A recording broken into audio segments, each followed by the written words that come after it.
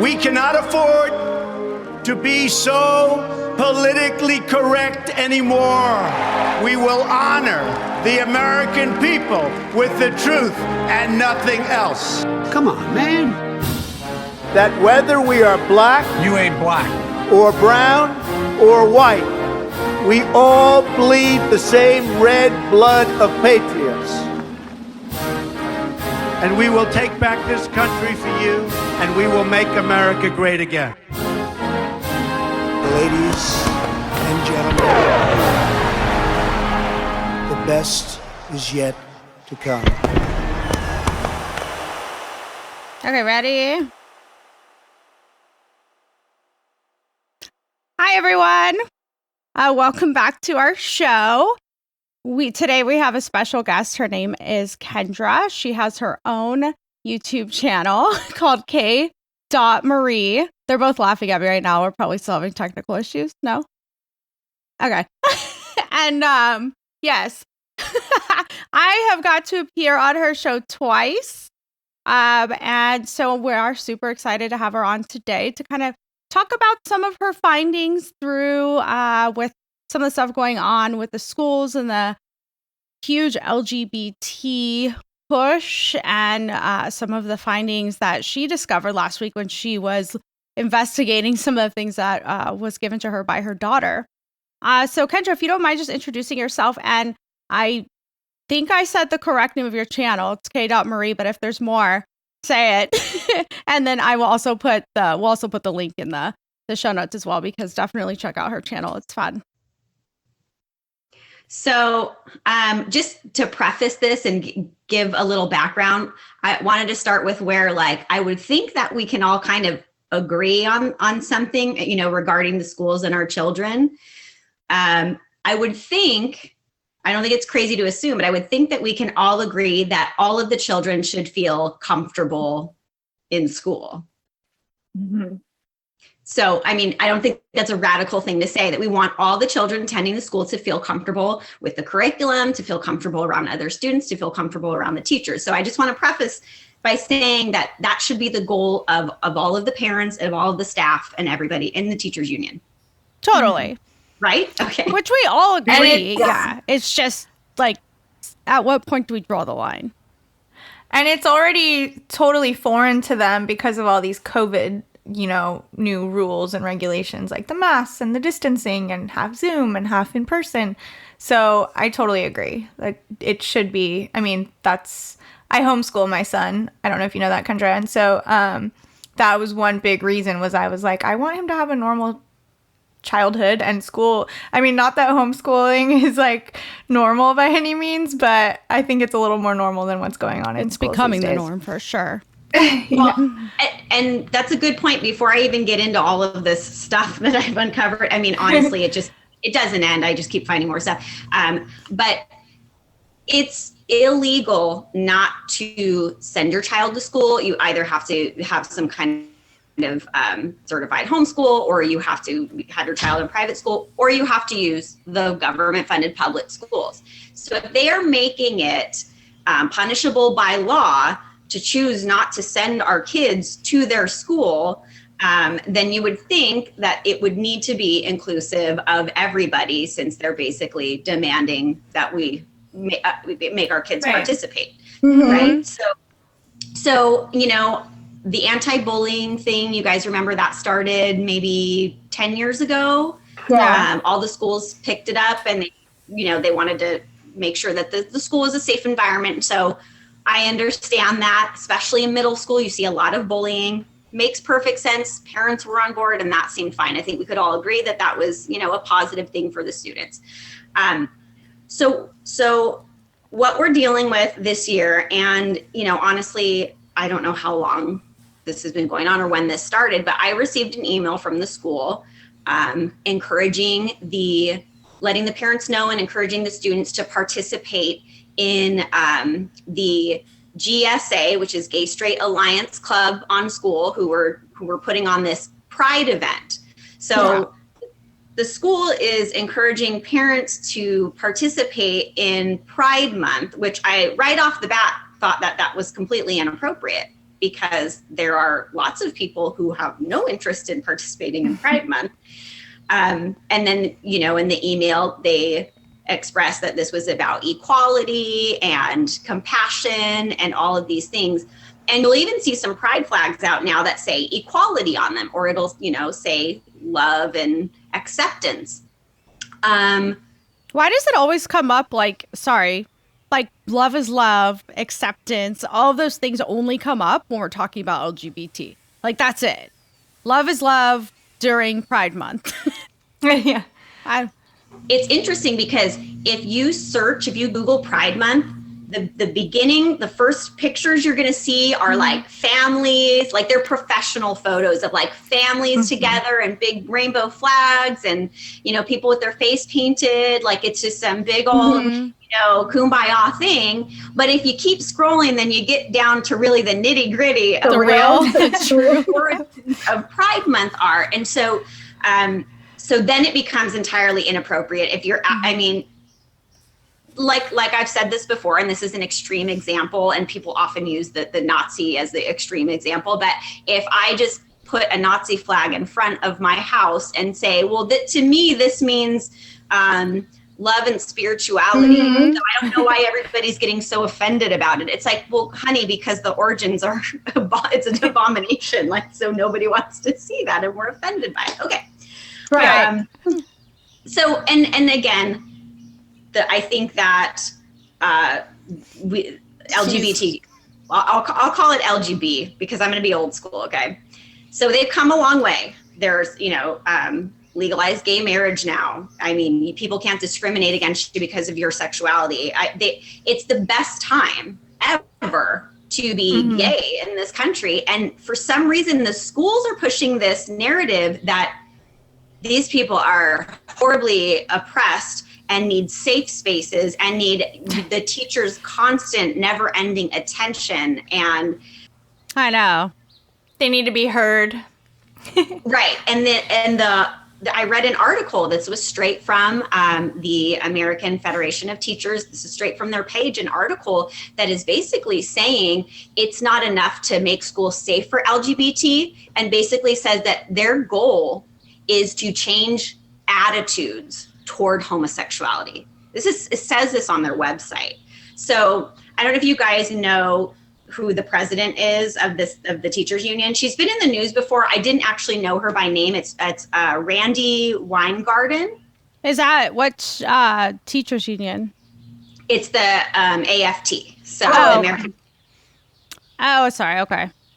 So, and that's where I found that the Gay Straight Alliance was linked to. I found it through the teachers union site. So she's the president, and she's been in the news a couple times. They actually the AFT lobbied the CDC to keep schools closed. So just to give you an idea and paint a picture of how politically radical they are, you can find connections to them with every like radical left-wing grassroots organization. And they're political. Go scan through their website and see what they're about. Their goal is to radicalize the entire curriculum.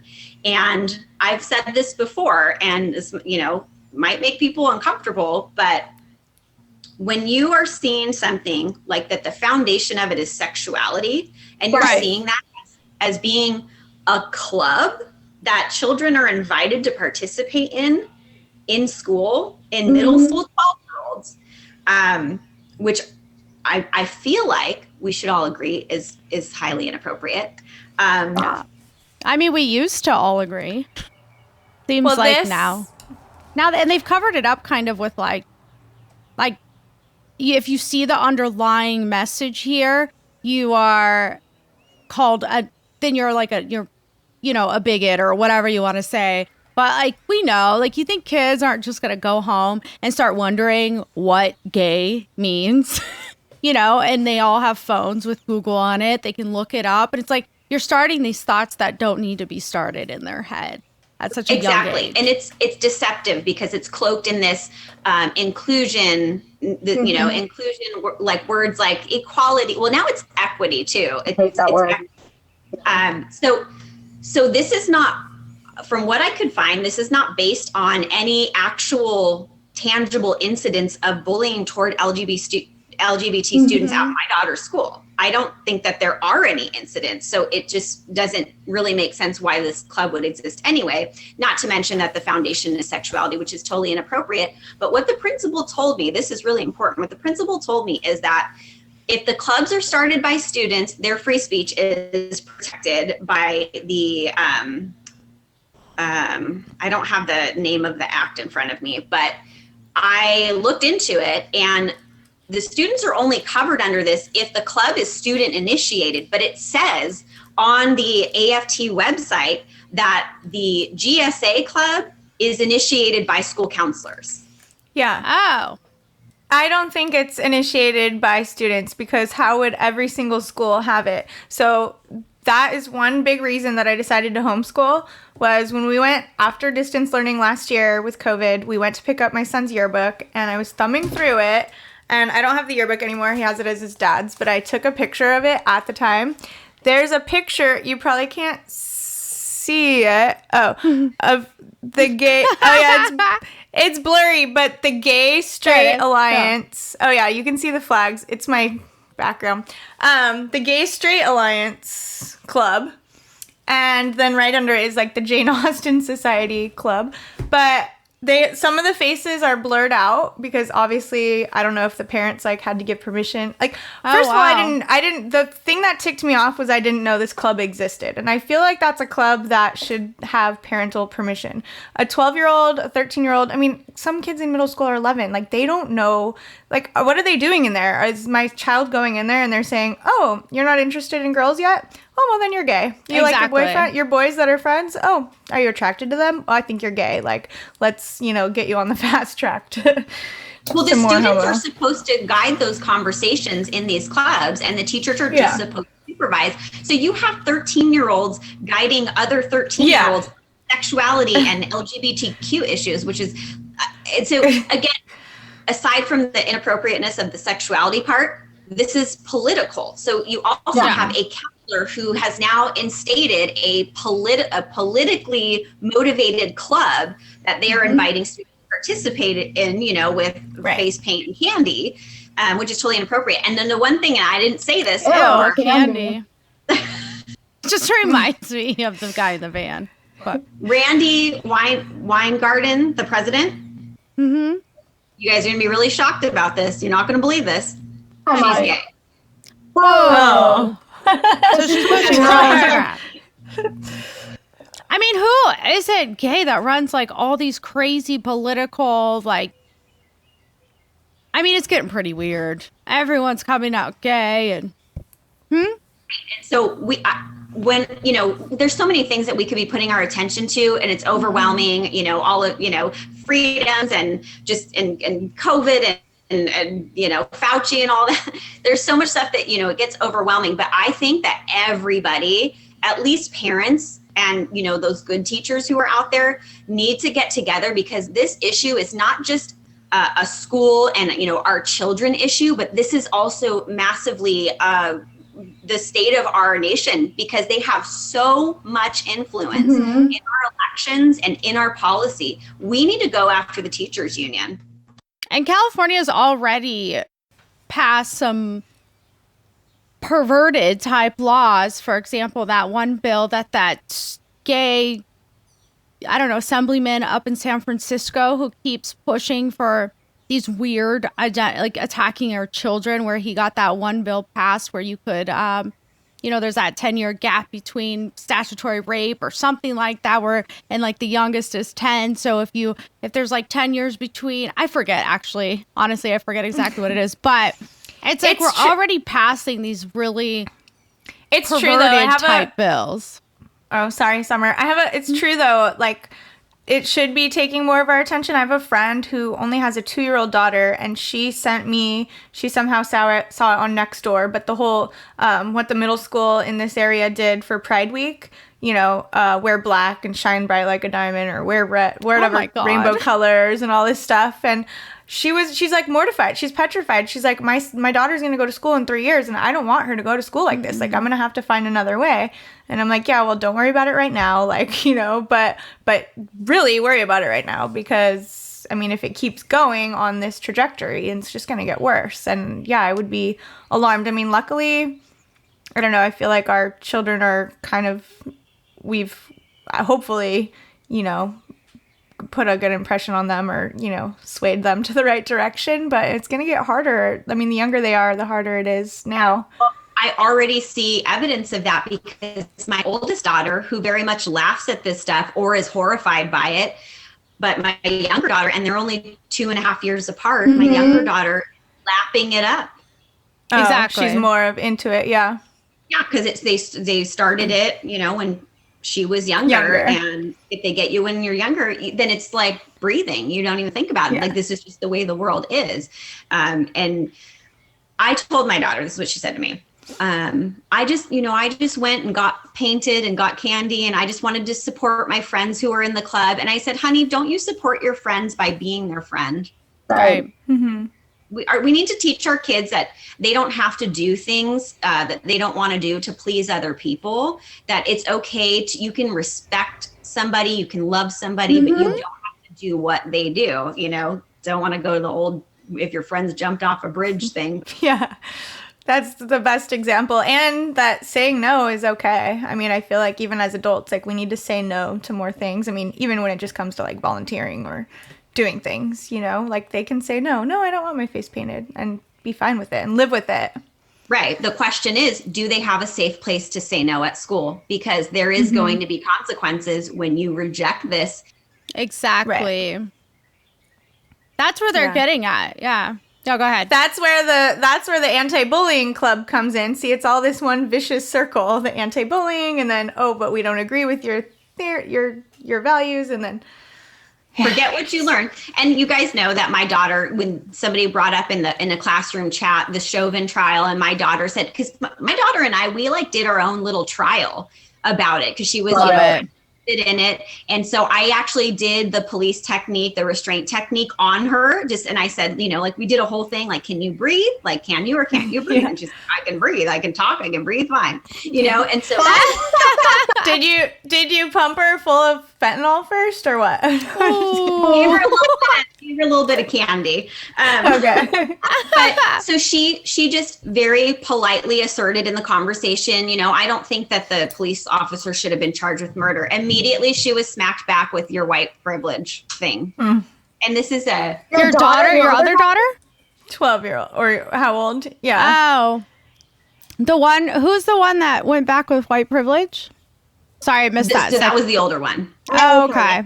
And then my younger daughter told her father about it, and he blamed my daughter because he said her opinions were wrong and that she shouldn't have those opinions. Yeah. It's so scary. And like, I mean, if you want to get down to the spiritual side of it, is like, this is I can argue with people on this all day long, but and they can call me whatever name they want to, but it's like, this is a direct hit against God. And when it boils down to its core, that's what it is. And you can tell, because the ones the most offended by it are the people that, that